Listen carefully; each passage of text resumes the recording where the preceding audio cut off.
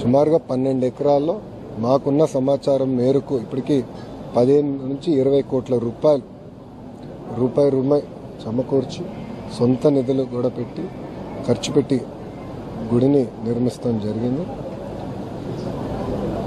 అధికారులు ఇప్పుడు మొత్తం వివరాలు తెలుసుకునేదానికి అక్కడున్న పనిచేస్తున్న పురోహితులు కానివ్వండి, పాండా గారు కానివ్వండి, అదేవిధంగా గుడిని నిర్మించిన అంటే కన్స్ట్రక్షన్ వర్క్ చేసిన వ్యక్తులందరినీ కూడా వాళ్ళని కూర్చోబెట్టి వివరాలన్నీ కూడా ఎందుకు ఏమేమి వాడారు, ఎలా కట్టారు, ఎప్పుడు ఏం కట్టారు. ఎందుకంటే ఇది గుడి ఒకేసారి కట్టింది కాదు, కొన్ని దశల వారీగా కట్టుకుంటూ వచ్చారు. మేము కూడా చూసాం, మెట్ల దగ్గర కొంచెం దశల వారి కట్టారు, ముందర చిన్నది కట్టిన తర్వాత దశల వారికి కట్టారు.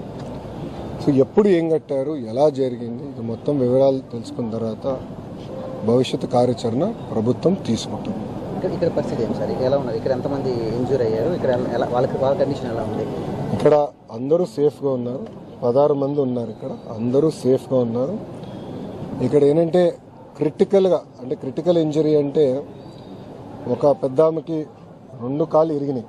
సో ఆమె ఏంటంటే మేము ఫర్దర్ ట్రీట్మెంట్ చేయించాల్సిన అవసరం ఉంది. కొంతమంది ఇంటికి వెళ్ళిన తర్వాత ఒక నెల రికవరీ అయితే 1 నెల పట్టవచ్చు, కొంతమందికి 6 నెలలు పడుతుంది. అది ఎంపీ గారు నేను కూడా మాట్లాడుకున్నాం. వాళ్ళకి కావాల్సిన సదుపాయాలు అంటే బెడ్, మెడికల్ గ్రేడ్ బెడ్ వాళ్ళ ఇంటికి పంపించే బాధ్యత కూడా మేము తీసుకుంటాం. అంతేకాకుండా ఎవరైతే ఇంజర్ అయి ఉన్నారో, క్రిటికల్ ఇంజర్ అయి ఉన్నారో వాళ్ళకి వారానికి ఒకసారి ఇద్దరిలో ఒకరు మేము మారుతాం, టైం టు టైం ఫాలోఅప్ చేద్దాం అని డిసైడ్ చేస్తాం. అంటే పర్ఫెక్ట్ రికవరీ అయ్యే వరకు మేము ఫాలోఅప్ చేస్తాం జరుగుతుంది. అన్నా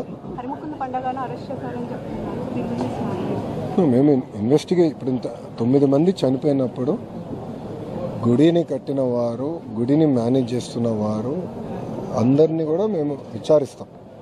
ఆ విచారం జరుగుతుందండి. సో మొత్తం వివరాలు తెలిసిన తర్వాత దాన్ని ఫర్దర్గా నేను స్పందించగలుగుతాను. ఇప్పుడు మా ప్రభుత్వం ప్రధానమైన ఫోకస్ భక్తుల్ని కాపాడుకోవాలి. సో మీరు చూస్తే చనిపోయిన వారిని కూడా ఇమ్మీడియట్గా పోస్ట్మార్టం చేసి వాళ్ళ గ్రామాలకి పంపిస్తాం కూడా జరిగింది.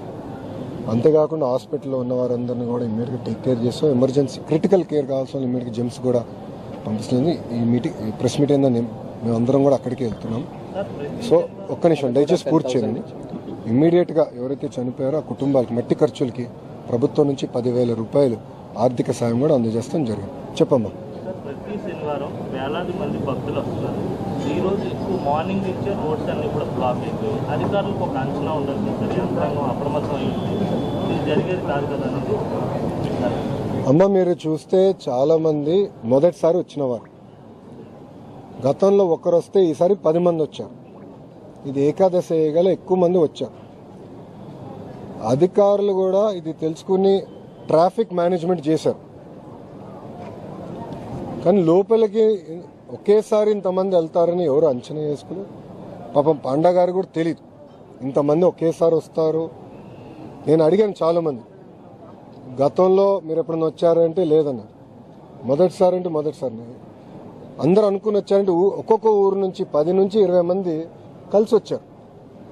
వైకుంఠ ఏకాదశి వెంకటేశ్వర స్వామి గారిని దర్శించుకోవాలన్న ఆలోచనతో అట్లా కలిసికట్టుగా వచ్చారు. ఇదేనడమ్మా అనుకోకుండా ఇంతమంది రద్దీ వచ్చేగల ఏర్పాట్లు అంటే ఓవర్ నైట్ 1 నిమిషంలో చేయలేం. మీరు అదే కానీ కనకదుర్గమ్మ గుడికి మేము ముందలే ప్రిపేర్ అయ్యాం. గతంలో 12 లక్షల మంది వచ్చారు, ఇప్పుడు సుమారుగా 16 నుంచి 18 లక్షల మంది వస్తారు. ముందలే అంచనా వేసుకుని, ఎందుకంటే మాకు తెలుసు ఒక అవగాహన వచ్చింది. ఇక్కడ ఎవరికి తెలియదు, వచ్చిన వాళ్ళకి తెలియదు, పాపం గుడి కట్టిన పండగారికి తెలియదు, ఎవరికి తెలియదు. సో ఆల్ ఆఫ్ us అసలు తెలియని పరిస్థితిలో సార్. అర్ధరాత్రి నుంచి కూడా 3 దారుల్లో అంటే ఆ ఆలయానికి రావడానికి 7 దారులు వరకు ఉన్నాయి. కిలోమీటర్ల మేర వరకు పబ్లిక్ క్యూ లైన్లు ఉంటే కనీసం అర్ధరాత్రి నుంచి ఉన్నారని మీరు అంటున్నారు. ఒక్క నిమిషం స్వామి, అర్ధరాత్రి నుంచి ఉన్నారని మీరు అన్నారు. నేను కనుక్కున్నాను, అందరూ పొద్దున వచ్చిన వారు. నేను ఇక్కడ ఉన్న వాళ్ళందరిని అడిగాను, మీరు ఎప్పుడు బయలుదేరారమ్మా అంటే 8:30-9 మేము బయలుదేరాం ఊరు నుంచి. ఇక్కడికి వచ్చేగల 10 అయింది. సో 10 మేము వాహనాలన్నీ పార్క్ చేసుకుని నడుచుకుంటూ వచ్చాము అని వాళ్ళు చెప్తాం జరిగింది. వాళ్ళే స్వయంగా చెప్పారు. నేను అందరిని అడిగాను, 16 మందిని నేను ఇక్కడ అడిగాను. జరిగిన వాళ్ళ గురించి కాదు సార్, తెల్లవారుజాము నుంచి కూడా దర్శనాలు జరుగుతున్నాయి. అదేమ్మా మీరే వర్షన్ మార్చారు. I'm sorry to say. మీరేమన్నారు, నేను రాత్రి అన్నారు, పొద్దున ఇప్పుడేమో తెల్లవారుజామున అంటున్నారు. రాత్రి నుంచి కూడా క్యూ లైన్ అవును, ఒక్క నిమిషం స్వామి, 6ంటికి గుడి తెరుస్తారని చెప్పారు కదా. బోర్డులు మీరు చదివారమ్మా? బోర్డు మేము చదివానమ్మా. 6 నుంచి 12 వరకు పొద్దున పూట దర్శనం ఉంటుంది. మళ్ళీ సాయంత్రం 4 నుంచి ఒకటి 3 నుంచి అని నీట్గా రాస్తుంది బోర్డు పైన. సో అది రాస్తుంది. ఇక్కడ చాలా మంది మొదటిసారి వచ్చిన వారు ఉన్నారు, ఎవరు అంచనా వేసుకోలేకపోయారు. ఒక్కొక్క ఊరు, ఒకే ఊరు నుంచి 100 మంది వస్తే అంచనా వేసుకోవచ్చు. ఒక్కొక్క ఊరు నుంచి 10 మంది, 10 మంది వస్తే మాకు కూడా ఎటు తెలుస్తుంది. సో ఇది ఇంకోసారి జరగకుండా ఒక ఎస్ఓపి అనేది ఏర్పాటు చేయాలి. దాంట్లో ఎలాంటి సందేహం లేదు. నేను ఫుల్ స్టాప్ పెట్టాలి, ఒక ఎస్ఓపి ఏర్పాటు చేయాలి. అన్ని గుడుల దగ్గర కెమెరాలు, సీసీటీవీ కెమెరాలు పెట్టాలి. అది ఆర్టీజీఎస్కి లింక్ చేయాలి. ఎక్కువ మంది వస్తుంటే అది మీరు తెలుసుకోవాల్సిన బాధ్యత కూడా ఉందని గౌరవ ముఖ్యమంత్రి గారు కూడా చెప్పారు. దానికి ఒక పక్కడబందైన ఎస్ఓపి ఏర్పాటు చేసే బాధ్యత మేము తీసుకుంటాం. ఇప్పుడు కెపాసిటీ ఎంత సార్? అప్పుడు ఇన్సిడెంట్ అయినప్పుడు ఎంతమంది ఉన్నారు సార్ అప్పుడు? అమ్మా, ఇంకా అక్కడ సీసీటీవీ ఫుటేజ్ కానీ కెమెరాలు కానీ ఏం లేవు. ఇన్సిడెంట్ అయిన తర్వాత మీకు ఎట్లయితే సెల్ ఫోన్ ఫుటేజ్ వచ్చిందో అలానే మాకు కూడా వచ్చింది. ఎందుకంటే గుడి చుట్టూ కానీ ఆ ప్రాంగణంలో సీసీటీవీ లేదమ్మా. సో ఆ టైంలో ఎంతమంది ఉన్నారనేది ఎవరు సరిగ్గా చెప్పలేకపోతున్నారు. కానీ ఒకటేంటంటే గతంలో ఒకరు వస్తే ఈసారి 10 మంది వచ్చారు. నేను చెప్తాం కదా, ఇక్కడ వచ్చిన వాళ్ళే ఎవరైతే ఇప్పుడు అడ్మిట్ అయి ఉన్నారో వాళ్ళే చెప్పారు గతంలో ఒకరు వచ్చారు అని. అడిగా ఎలా ఉంది ఈసారి, ఎందుకు ఎంతమంది వచ్చారంటే గతంలో ఒకరు వచ్చారన్నా, ఈసారి 10 మంది వచ్చారని వాళ్ళే చెప్పారు. భార్య భర్తలు ఇద్దరున్నారు.